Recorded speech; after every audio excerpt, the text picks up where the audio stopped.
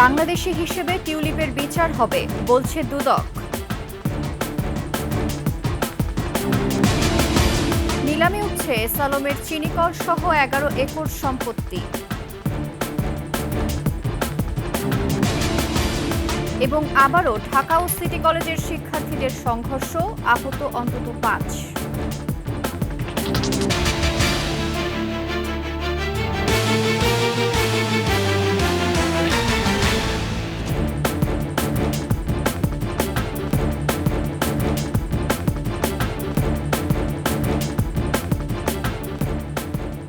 শুনছিলেন সংবাদ শিরোনাম। আমন্ত্রণ 21 সংবাদে, সাথে আছি আমি ফাতিমা ফারজানা নির্জনা। দর্শক, 21 টেলিভিশনের সংবাদ একই সাথে সরাসরি দেখতে পাবেন আমাদের ফেসবুক পেজ www.facebook.com/2124 অনলাইনে। এছাড়া সাবস্ক্রাইব করতে পারেন www.youtube.com/@21ETV চ্যানেলে। শেখ হাসিনা ও তার পরিবারের সদস্যদের ফিরিয়ে আনতে কার্যক্রম শুরু করেছে দুদক। সংস্থাটি বলছে, টিউলিপ সিদ্দিককে বাংলাদেশের নাগরিক হিসেবেই বিচারের মুখোমুখি করা হবে। বিস্তারিত সুমাইয়া খানের রিপোর্টে। গত 5 আগস্ট ছাত্র জনতার আন্দোলনের মুখে ভারত পালিয়ে যান সাবেক প্রধানমন্ত্রী শেখ হাসিনা। এরপরই অন্তর্বর্তী সরকার দায়িত্ব গ্রহণের পর বেরিয়ে আসে হাসিনা ও তার পরিবারের সদস্যদের বিরুদ্ধে হত্যা, গুম, দুর্নীতি, জালিয়াতি ও ক্ষমতার অপব্যবহারের অভিযোগ করা হয় একাধিক মামলা। সংবাদ সম্মেলনে দুদক জানায়, এসব মামলার প্রেক্ষিতে সাবেক প্রধানমন্ত্রী শেখ হাসিনা ও তার পরিবারের সদস্যদের দেশে ফিরিয়ে আনার কাজ শুরু হয়েছে। ইতিমধ্যেই তো বাংলাদেশ সরকারের পক্ষ থেকে অনুরোধ জানানো হয়েছে যে অভিযুক্ত ব্যক্তিদের ফেরত পাঠানোর জন্য। এছাড়া আমাদের সাথে বিভিন্ন আন্তর্জাতিক দুর্নীতি দমন সংস্থার সাথে আমাদের চুক্তি পর্যায়ে রয়েছে। এই চুক্তি হয়ে গেলেই আমরা তাদের কাছ থেকে সাহায্য আশা করব ইনশাআল্লাহ। এদিকে রাজশাহী সিটির সাবেক মেয়র AHM খায়রুজ্জামান লিটন, তার স্ত্রী শাহিন আক্তার ও মেয়ে আনিকা ফারিহা জামানের বিরুদ্ধে 130 কোটি টাকার সন্দেহজনক লেনদেন ও 18 কোটি টাকার অবৈধ সম্পদ অর্জনের অভিযোগে পৃথক 3টি মামলা করেছে দুর্নীতি দমন কমিশন। শাহিন আক্তার, তার স্বামী AHM খায়রুজ্জামান লিটন, আনিকা ফারিহা জামান অস্বাভাবিক লেনদেন সহ জ্ঞাতসারে হস্তান্তর, স্থানান্তর এবং রূপান্তর করার অপরাধ অনুসন্ধানকালে প্রমাণিত হয়েছে। সুমাইয়া খান, 21 টেলিভিশন, ঢাকা। গণহত্যা ও গুমের অভিযোগে মানবতা বিরোধী অপরাধে অভিযুক্ত শেখ হাসিনাকে দেয়া সম্মানসূচক আইন ডিগ্রি বাতিলের বিষয় পর্যালোচনা করছে অস্ট্রেলিয়ার শীর্ষ বিশ্ববিদ্যালয় ন্যাশনাল ইউনিভার্সিটি। দেশটির গণমাধ্যম দ্য ক্যানবেরা টাইমস জানিয়েছে, ডিগ্রি বাতিলের মতো ঘটনা তাদের সাম্প্রতিক ইতিহাসে ঘটেনি। এমন কোনো নজিরও এখন পর্যন্ত তাদের নেই। তবে বিশ্ববিদ্যালয় বর্তমানে এই ধরনের সিদ্ধান্তের জন্য একটি নির্দিষ্ট প্রক্রিয়ার মধ্যে কাজ করছে। পর্যালোচনা শেষে হাসিনার ডিগ্রি বাতিলের বিষয়ে সিদ্ধান্ত নেওয়া হবে। ন্যাশনাল ইউনিভার্সিটির সম্মানসূচক কমিটি 1999 সালে শেখ হাসিনাকে ডক্টরেট অফ ল ডিগ্রি দেয়।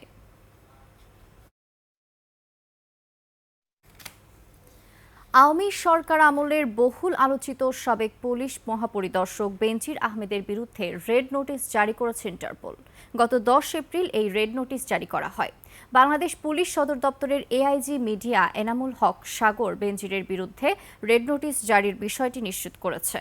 আদালতের নির্দেশনায় রাষ্ট্রপক্ষ অথবা তদন্ত সংস্থার অনুরোধের পরিপ্রেক্ষিতে পুলিশ সদর দপ্তরের ন্যাশনাল সেন্ট্রাল ব্যুরো NCB শাখা ইন্টারপোলের রেড নোটিশ জারির আবেদন করে থাকে। বেনজির সহ 12 জনের বিরুদ্ধে এই আবেদন করা হয়েছিল। বিচার বহির্ভূত হত্যা, গুম, খুন, দুর্নীতি সহ নানা অভিযোগ মাথায় নিয়ে বিদেশে পালিয়ে আছেন বেনজির আহমেদ। 2020 সালের এপ্রিল থেকে 2022 সালের সেপ্টেম্বর পর্যন্ত বাংলাদেশ পুলিশের মহাপরিদর্শক ছিলেন বেনজির। তার আগে 2015 সালের জানুয়ারি থেকে 2020 সালের এপ্রিল পর্যন্ত ছিলেন র্যাবের মহাপরিচালক। বাংলাদেশের কোনো সাবেক পুলিশ প্রধানের বিরুদ্ধে রেড নোটিশ জারির ঘটনা এই প্রথম।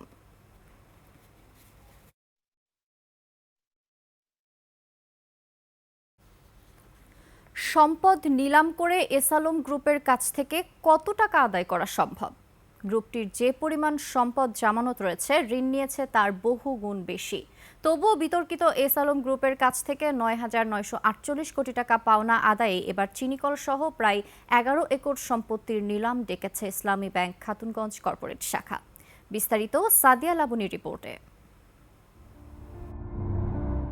ঋণের নামে লুটপাট করে ইসলামী ব্যাংককে ফোকলা বানিয়ে ফেলেছেন বিতর্কিত ব্যবসায়ী সাইফুল আলম মাসুদ ওরফে এস আলম। বিপুল অর্থ বের করে পাচার করায় ব্যাংকগুলো ঋণ আদায় করতে পারছে না। পাওনা আদায়ে এস আলম গ্রুপের কারখানা, গুদাম সহ প্রায় 11 একর সম্পত্তি নিলামে বিক্রির ঘোষণা দিয়েছে ইসলামী ব্যাংক। ব্যাংকিং সেক্টরে স্পেশালি আমরা যদি দেখি 2012 পরে যে অরাজকতা, এবং আমরা দেখেছি যে ইসলামী ব্যাংক বা সোশ্যাল ইসলামী ব্যাংকের মতো ব্যাংকগুলি টেক ওভার হয়েছে এবং বিভিন্ন ধরনের অরাজকতা যেটা ফাইন্যান্সিয়াল সেক্টরে দেখা গিয়েছে। চট্টগ্রামের কর্ণফুলী উপজেলার চর পাথরঘাটা ইউনিয়নের ইছানগর মৌজায় অবস্থিত এস আলম গ্রুপের মালিকানাধীন প্রায় 11 একর জমি, ফ্যাক্টরি ভবন ও গুদাম ঘর নিলামে তুলেছে ইসলামী ব্যাংক। প্রায় 9,948 কোটি 42 লাখ টাকার ঋণ আদায়ে এই উদ্যোগ নেওয়া হয়েছে। হাসিনা সরকারের 15 বছরে দেশের ব্যাংক খাত থেকে পাচার হয়েছে অন্তত 17 বিলিয়ন মার্কিন ডলার, যার মধ্যে এস আলম একাই করেছে অন্তত 10 বিলিয়ন বা 1,20,000 কোটি টাকা। ওভারঅল স্ক্রুটিনি যারা দায়িত্বে ছিল তাদের যদি দায়িত্ব প্রপারলি ডিসচার্জ করা হতো, তাহলে আমাদের যে ব্যাংকিং সেক্টরে বা ফাইন্যান্সিয়াল সেক্টরে যেই ধরনের সর্ট অফ আমরা আজকে দেখছি যে ডিফল্টার এবং নন পারফর্মিং লোনের যেই হাই, সেটা বোধহয় এই স্টেজে আসতো না। বাংলাদেশ ব্যাংকের তথ্য বলছে এস আলম ইসলামী ব্যাংক থেকে ঋণের নামে কমপক্ষে 73,113 কোটি টাকা বের করে নিয়েছে। এর বিপরীতে জামানত দেয়া সম্পদের মূল্য খুবই কম। এই নিলামের মাধ্যমে ব্যাংকটি ঠিক কতটা ক্ষতি পুষিয়ে নিতে পারে সেটাই এখন প্রশ্ন। সাদিয়া লাবনী, 21 টেলিভিশন, ঢাকা।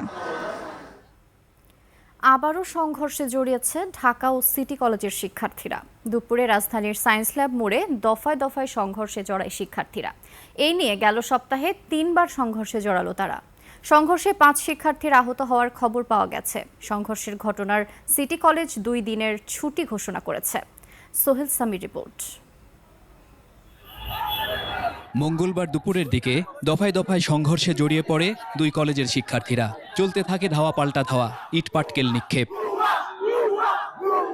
পুলিশ এসে পরিস্থিতি নিয়ন্ত্রণের চেষ্টা করে, তখন পুলিশের সাথেও সংঘর্ষে জড়িয়ে পড়ে শিক্ষার্থীরা। বারবার চেষ্টা করছি দুই পক্ষের সাথে যেন ডিসপার্স হয়ে যায়, তারা যেন আর কোনো ঝামেলা না করে। তারপরেও মাঝে মাঝে তারা সংঘর্ষে জড়াইছে, আমরা মাঝখানে অবস্থান নিয়েছি। ঢাকা কলেজও আমাদের সম্পদ, আইডিয়াল কলেজও আমাদের সম্পদ, সিটি কলেজও আমাদের সম্পদ। আমরা সব সময় বলি, তোমরা ছাত্ররা ভাই ভাই, তোমরা গন্ডগোলে লিপ্ত হবে না। সংঘর্ষের জন্য একে অপরকে দায়ী করছেন 2 কলেজের শিক্ষার্থীরা। সিটি কলেজের পোলাপান হঠাৎ লাঠি সুটা ইট পাটকেল নিয়ে আমাদের ঢাকা কলেজের ক্যাম্পাসে পুরো ঢুকে গেছে। তারপরেও সিটি কলেজের কোনো প্রশাসনকে আমরা দেখলাম না যে এখানে এসে আমাদের সাথে কোনো নেগোসিয়েশন করতে। একটা ছেলেকে হয়তো মারছে, তাকে মেডিকেলে নিয়ে যাওয়া হচ্ছে 3 তারাতে। স্যারের কথা কারা করতেছে? ঢাকা কলেজের স্টুডেন্টরা, এই যে 26 বছরের স্টুডেন্টরা। সংঘর্ষের ঘটনায় সিটি কলেজ 2 দিনের ছুটি ঘোষণা করেছে।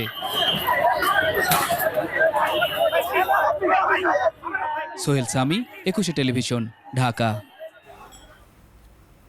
বিশ্বকে এক নিরন্তর ও সমতাভিত্তিক ভবিষ্যতের পথ তৈরি করতে সম্মিলিতভাবে 5টি উদ্যোগ গ্রহণের আহ্বান জানিয়েছেন অন্তর্বর্তী সরকারের প্রধান উপদেষ্টা ডক্টর মোহাম্মদ ইউনূস।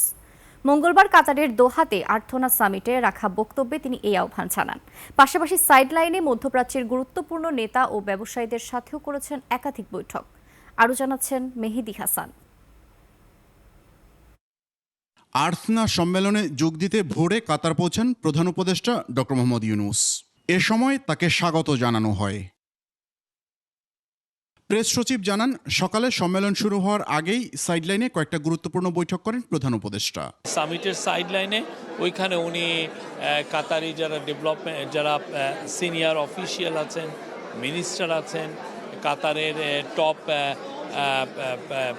ডিগনিটারি যারা আছেন তাদের সাথে কথা হচ্ছে এবং বিদেশের থেকে অনেকে আসছেন। সম্মেলনের উদ্বোধনী অধিবেশনে বক্তৃতা করেন ডক্টর ইউনূস। এ সময় তিনি বিশ্বকে 5 উদ্যোগের আহ্বান জানান। ওপেনিং সেশনে মূলত বক্তব্য করেছেন 4 জন। কাতারের একজন মিনিস্টার, কাতারের যে আমিরের বোন শাইখা হিন্দ বিনত হামাদ আল থানি, উনি খুব ইনফ্লুয়েন্সিয়াল।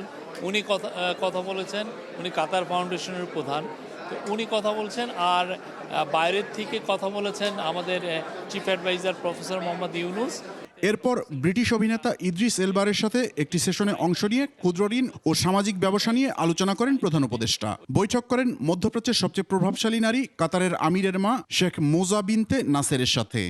বাংলাদেশ এবং কাতারের মধ্যে সম্পর্ক আরও সুদৃঢ় করার জন্য এই মিটিংটা খুবই বড় একটা ভূমিকা পালন করবে। শাইখা মোজা আপনি জানেন কিনা, পুরো আরব ওয়ার্ল্ডে উনার চেয়ে পাওয়ারফুল ওমেন আর নাই। প্রেস সচিব আরও জানান, কাতার প্রতি 3 বছর পর পর বাংলাদেশ থেকে 725 জন সৈন্য নেবে। মেহেদী হাসান, 21 টেলিভিশন, ঢাকা। বিএনপির ভারপ্রাপ্ত চেয়ারম্যান তারেক রহমান বলেছেন, রাজনীতিতে ধীরে ধীরে দৃশ্যমান হচ্ছে অদৃশ্য শক্তি, আরও সক্রিয় হচ্ছে ফ্যাসিবাদী ষড়যন্ত্রকারীরা। তাদের মোকাবেলা করতে হলে সবাইকে ঐক্যবদ্ধ থাকতে হবে। লালমনিরহাট, কুড়িগ্রাম ও গাইবান্ধায় বিএনপির 31 দফা ও জনসম্পৃক্তি প্রশিক্ষণ কর্মশালায় ভার্চুয়ালি যুক্ত হয়ে এসব কথা বলেন তারেক রহমান। আমরা এমন একটি সময় দেশ এবং জাতির সামনে 31 দফা উপস্থাপন করেছি যখন কেউ স্বৈরাচারের বিরুদ্ধে, স্বৈরাচারের রক্তচক্ষুকে উপেক্ষা করে কথা বলার সাহস রাখত না, সাহস করত না। আওয়ামী শাসনামলে গুম, খুন ও মানবতা বিরোধী অপরাধগুলোর বিচার করাই সরকার সর্বোচ্চ অগ্রাধিকার দিচ্ছে বলে জানিয়েছেন আইন উপদেষ্টা ডক্টর আসিফ নজরুল। গুমের শিকার ব্যক্তির পরিবারকে ক্ষতিপূরণ দেয়া হবে বলেও জানান তিনি। খালিদ ইবনে মিজানের রিপোর্ট। রাজধানীর বিচার প্রশাসন প্রশিক্ষণ ইনস্টিটিউটে প্রস্তাবিত গুম প্রতিরোধ ও প্রতিকার অধ্যাদেশ 2025 নিয়ে মতবিনিময় সভা। যোগ দেন আইন উপদেষ্টা ডক্টর আসিফ নজরুল সহ মানবাধিকার কর্মী, নাগরিক সমাজের প্রতিনিধিরা। তারা প্রস্তাবিত অধ্যাদেশের বিভিন্ন বিষয় তুলে ধরেন। পরে আইন উপদেষ্টা বলেন, সরকার গুম, খুন সহ শেখ হাসিনার আমলে মানবতা বিরোধী অপরাধগুলোর বিচারকে সর্বোচ্চ অগ্রাধিকার দিচ্ছে। আমাদের সরকারের যত অগ্রাধিকার রয়েছে তার মধ্যে অন্যতম হচ্ছে গুম, খুন, মানবতা বিরোধী অপরাধ। বিগত ফ্যাসিস্ট শেখ হাসিনা সরকারের আমলে বাংলাদেশের ইতিহাসে যে নৃশংসতম ঘটনাগুলো ঘটেছে, যেটা আমরা কল্পনাও করতে পারি না আমাদের দেশে কোনো শাসক করতে পারে, সেটার বিচার নিশ্চিত করা এবং এই ধরনের শাসক হওয়ার সম্ভাবনা যাদের থাকে বা চিন্তা যাদের থাকে তাদের জন্য কাজটা ডিফিকাল্ট করে দেওয়া। প্রস্তাবিত অধ্যাদেশ নিয়ে আরও আলোচনা হবে বলেও জানান আইন উপদেষ্টা। লক্ষ্য করে দেখবেন, আমরা সমস্ত সংস্কার প্রক্রিয়াতে, যেটা 111 গভর্নমেন্ট করে নাই, আমরা এই সংস্কার প্রক্রিয়াতে সমস্ত রাজনৈতিক দল এবং স্টেক হোল্ডারদের অন্তর্ভুক্ত করতে চাচ্ছি। খালিদ ইবনে মিজান, 21 টেলিভিশন, ঢাকা। সাংবাদিক দম্পতি সাগর রুনি হত্যা মামলার নথি পুড়ে যায়নি, জায়গা বদল হয়, পুরনো নথি ছড়িয়ে ছিটিয়ে থাকতে পারে বলে মন্তব্য করেছেন অতিরিক্ত অ্যাটর্নি জেনারেল আরশাদ রউফ। নথি পুড়ে গেছে, দুপুরে হাইকোর্টকে এমন তথ্য জানানোর বিষয়ে দ্বিমত পোষণ করে প্রেস কনফারেন্স করেন তিনি। এদিকে সাগর রুনির আইনজীবী শিশির মনির জানান, মামলার কিছু নথি গায়েব হয়েছে। রাষ্ট্রপক্ষ তদন্তের জন্য 9 মাস সময় চাইলে আদালত 6 মাস সময় মঞ্জুর করে 22 অক্টোবর দিন নির্ধারণ করে হাইকোর্ট। বিস্তারিত শাকির আরজুর রিপোর্টে। গত 5 আগস্টের পর সাগর রুনি হত্যা মামলার তদন্ত নিয়ে নতুন করে স্বপ্ন দেখা শুরু করে পরিবার সহ দেশবাসী। গত বছরের 30 সেপ্টেম্বর সাগর রুনি হত্যা মামলার রহস্য উন্মোচনের জন্য টাস্কফোর্স গঠন করে দেয় হাইকোর্ট। একই সঙ্গে তদন্ত শেষে 6 মাসের মধ্যে আদালতে প্রতিবেদন দিতে নির্দেশ দেয়া হয়। সেই 6 মাস শেষ হলে মঙ্গলবার তদন্ত কর্মকর্তা তদন্ত প্রতিবেদন নিয়ে আসেন হাইকোর্টে। রাষ্ট্রপক্ষ হাইকোর্টকে জানায়, ডিবি অফিসের পর র্যাব তদন্ত করেছে, বারবার জায়গা বদল হয়েছে এই মামলার তদন্তের। মামলার কাগজপত্র ছড়িয়ে আছে। হাইকোর্টের কাছে রাষ্ট্রপক্ষ আরও জানায়, বারবার সময় নিতে হবে দেখেই 9 মাসের সময় আবেদন করেন তিনি। একবার ডিবি, একবার র্যাব, তারপর এখন পিবিআইতে এসছে। সো এইটাতে এই পুরাতন মামলা, এই পুরানো, আমি যেটা বলেছিলাম কোর্টে পুরানো বলতে বুঝিয়েছি আমি, নট পুরানো, এটা পুরাতন মামলা, এটা ইনভেস্টিগেশন করতে একটু সময় লাগবে। সে সময় বিভিন্ন গণমাধ্যমে প্রচারিত সাগর রুনি হত্যা মামলা নথি পুড়ে গেছে বলে যে খবর প্রকাশিত হয়েছে তা ভুল বলে মন্তব্য করেন তিনি। নথি আছে কিন্তু পুরানা জিনিস, যেটা আপনাকে একটা জিনিস বুঝতে হবে যে পুরানা জিনিস, এভিডেন্স, একটা ছোড়া যদি, মার্ডারের একটা ছোড়াও যদি আপনি এখানে রেখে দেন এত 14 বছর পর, এটা তো জং ধরে। সাগর রুনির আইনজীবী শিশির মনির বলেন, তদন্তে এই মামলার কিছু অগ্রগতি থাকলেও কিছু নথি পাওয়া যাচ্ছে না বলে জানান তিনি। রাষ্ট্রপক্ষ একটু বলার চেষ্টা করেছেন যে অনেক কিছু ডিসঅ্যাপিয়ার হয়ে গেছে, সিডি, ডিভিডি, কোন জায়গার কি হয়েছে, মিসপ্লেস হয়ে গেছে, যথেষ্ট জায়গায় নাই, এই সমস্ত কথা তিনি বলেছেন। কারণ আদালত প্রশ্ন করেছিলেন এত সময় কেন দরকার হবে। 9 মাস যেহেতু তারা সময় চেয়েছেন, সেই জন্য তার জাস্টিফিকেশন করতে গিয়ে কিছু কথা বলেছেন যে এভিডেন্সগুলো অনেক কিছু ডিসঅ্যাপিয়ার হয়ে গেছে। তো এগুলো সব আসলে যেহেতু তদন্ত চলমান, কিছুটা সংবেদনশীলতা আছে, সব চাইলেও আমরা ডিসক্লোজ করতে পারিনি। 2012 সালের 11ই ফেব্রুয়ারি সাংবাদিক দম্পতি সাগর সারোয়ার ও মেহরুন রুনিকে পশ্চিম রাজার বাজারে তাদের ভাড়া বাসায় হত্যা করা হয়।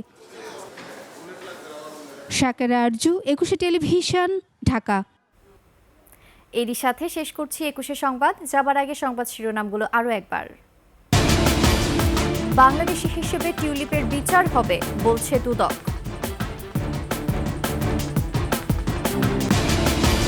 নিলামে উঠছে এস আলমের চিনিকল সহ 11 একর সম্পত্তি।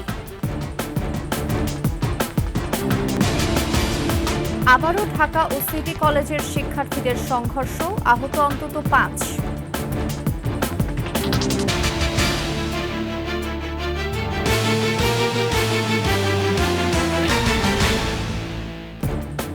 সর্বশেষ সংবাদ জানতে ডায়াল করুন 2021 নাম্বারে আর ভিজিট করুন 21-tv.com ওয়েবসাইটে।